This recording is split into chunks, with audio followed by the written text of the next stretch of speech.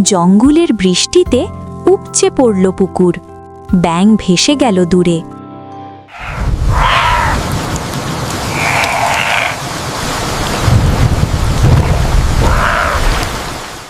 জলে ভেসে ব্যাঙ পৌঁছালো এক নতুন দ্বীপে। সেখানে কোনো প্রাণী কথা বলে না। একটি ব্যাঙ জলের উপর ভাসছিল। এটি একটি নতুন দ্বীপের দিকে যাচ্ছিল, যেখানে কোনো প্রাণী কথা বলে না। ব্যাঙটি চুপচাপ চারপাশটা দেখছিল। অজানা দ্বীপে ব্যাঙ গাইতে শুরু করল, চলো বন্ধুত্ব গড়ি।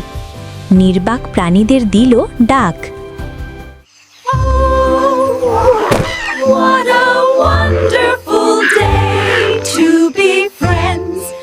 ব্যাঙের ডাকে সাড়া দিয়ে ধীরে ধীরে সব প্রাণী যোগ দিল। দ্বীপটা হয়ে গেল বন্ধুত্ব দ্বীপ। Little friends, shy and sweet, come and tap your little feet. Hear the song the jungle sings.